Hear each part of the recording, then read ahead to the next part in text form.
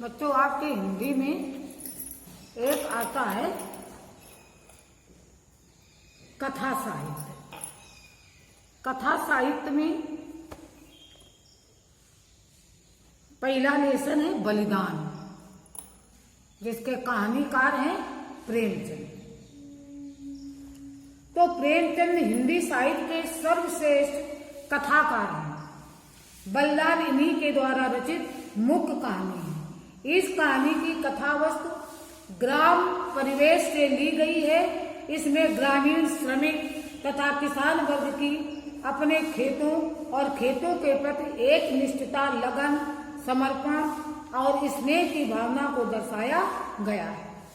इसकी कथा वस्तु में बताया गया है कि जिस जमीन पर किसान खेती करता है, चाहे उसका स्वामी कोई अन्य व्यक्ति ही क्यों न हो, वह उसके लिए केवल आजीविका का स्रोत ही नहीं होती, वरन उसका सर्वस्व होती है। वह जमीन उसकी मान प्रतिष्ठा होती है, जिसकी रक्षा के लिए वह अपना सब कुछ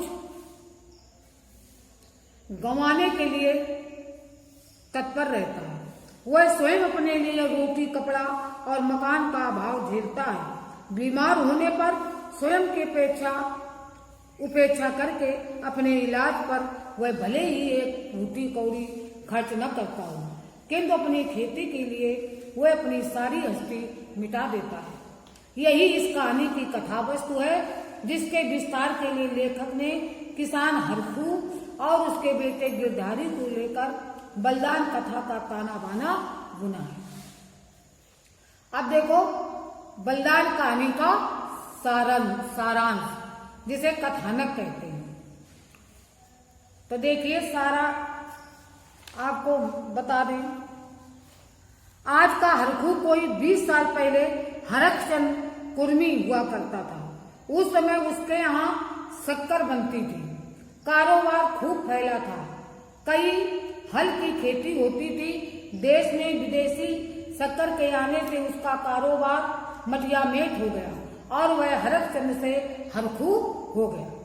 आज उसके पास केवल 5 बीघा जमीन है और केवल एक हल की खेती है, मगर उसका स्वाभिमान आज भी 20 साल पुराना ही है। इसलिए गांव की पंचायतों में आज भी उसकी संपत्ति सम्मान की दृष्टि से देखी जाती है।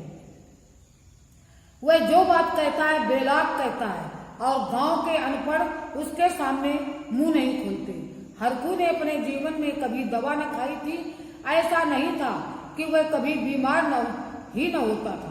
वह हर साल कुंवार के महीने में मलेरिया से पीड़ित होता था, किंतु बिना दवा खाए ही 10-5 दिन में चंगा हो जाता था।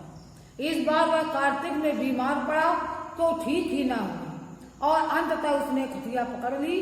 उसे लगने लगा कि अब चलने के दिन आ गए। एक दिन मंगल सिंह उसे देखने गए और बोले, बाबा, बिना दवा खाए अच्छे न होंगे, कुनेन क्यों नहीं खाते? हरखू ने उदासीन भाव से उत्तर दिया, तो लेते आना। अगले दिन कालिका दीन ने आकर कहा, बाबा, 2-4 दिन की दवा खा लो। अब तुम्हारी जवानी की देर थोड़े है कि बिना दवा दर्पण के अच्छे हो जाओगे। हरखू ने फिर उसी मंद भाव से कहा, तो लेते आना। मगर ये सब बातें केवल शिष्टाचार और संवेदना का हिस्सा थी।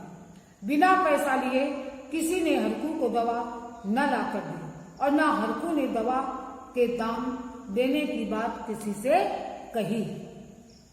अंततः 5 महीने कष्ट भोगने के बाद ठीक होली के दिन हरखू ने शरीर त्याग दिया। उसके पुत्र गिरधारी ने खूब धूमधाम से उसका क्रिया कर्म किया। हरखू के उपजाऊ खेत 3-3 फसलें देते थे, अतः सभी गांव वालों की नजर उन पर लगी थी। सभी जमींदार लाला ओमकारनाथ को उठाने लगे। दुगना लगान और बड़ी रकम नजराना पेशगी लेकर गिरधारी से खेत छुड़ाने के लिए।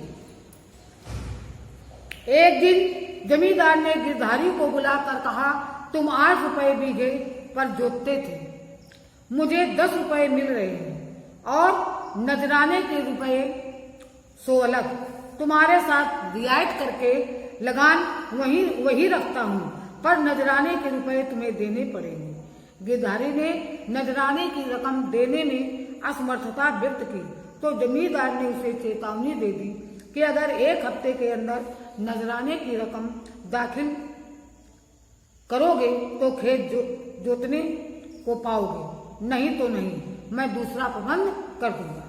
अब गिरधारी और उसकी पत्नी सुहागी दोनों खेतों के हाथ के निकलने की चिंता में घुलने लगे। नजराने के 100 रुपयों का प्रबंध करना उनके काबू से बाहर था, क्योंकि वह पहले ही कर्जदार था। जेवर के नाम पर एकमात्र हसली साल भर से गिरवी पड़ी थी।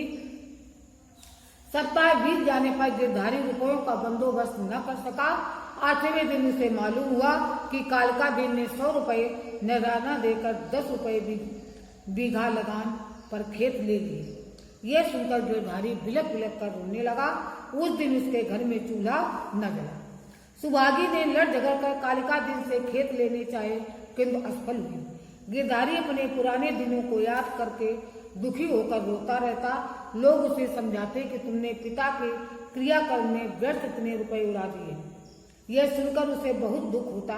उसे अपने किए पर तनिक भी पछतावा न था। वह कहता, मेरे भाग में जो लिखा है वही होगा। पर दादा के ऋण से ऋण हो गया। उन्होंने जिंदगी में 4 बार खिलाकर खाया, क्या मरने के पीछे इन्हें पिंडे पानी को तरसाता। इस प्रकार आषाढ़ आ पहुंचा, वर्षा हुई तो सभी किसान अपनी खेती बाड़ी में व्यस्त हो गए। ये सब बातें देख सुनकर गिरधारी जलहीन मछली की तरह तड़पता। गिरधारी ने अभी तक अपने बैल न बेचे थे। तुलसी बनिए ने अपने रुपए के लिए धमकाना आरंभ कर दिया। मंगल सिंह ने नालिश की बात कहकर उसे और डरा दिया। अंत में मंगल सिंह ने उसकी 80 रुपए की जोड़ी का 60 रुपए में सौदा कर बैल खरीद लिए। बैलों के जाने पर पूरा परिवार फूट फूट कर रोया। उस रात को गिरधारी ने कुछ न खाया। प्रातःकाल उसकी पत्नी सुभागी ने उसे चारपाई पर न पाया। उसने सोचा कहीं गए होंगे। दिन ढले तक भी घर न लौटने पर चारों ओर उसकी खोज हुई, किंतु गिरधारी का पता न चला। संध्या समय अंधेरा छा जाने पर सुभागी ने गिरधारी के सिराने दिया जलकर रख दिया। अचानक सुभागी को आहट मालूम हुई। उसने देखा गिरधारी बैलों की नाद के पास सिर झुकाए खड़ा है। सुभागी ये कहती उसकी ओर बढ़ी कि वहां खड़े क्या कर रहे हो, आज सारे दिन कहाँ रहे। गिरधारी ने कोई उत्तर न दिया और वह पीछे हंसने लगा और थोड़ी दूर जाकर गायब हो गया। सुभागी चिल्लाई और मूर्छित होकर गिर पड़ी। अगले दिन कालिका दिन जब अंधेरे अंधेरे खेतों पर हल जोतने पहुंचा तो उसने वहां गिरधारी को खड़े पाया। वह गिरधारी की ओर बढ़ा तो वह पीछे हटकर कुएं में कूद गया। कालिका दिन डरकर बैलों को वहीं छोड़कर गांव आ गया। सारे गांव में शोर मच गया। कालिका दिन की हिम्मत फिर गिरधारी के खेती की ओर जाने की न हुई। उसने गिरधारी के खेतों से इस्तीफा दे दिया। ओमकारनाथ के चाहने पर भी उसके खेत न उठ सके। अब गांव के लोग उन खेतों का नाम लेने से भी डरते हैं। ये सारा आप लोग लिखना और अपना याद भी करना।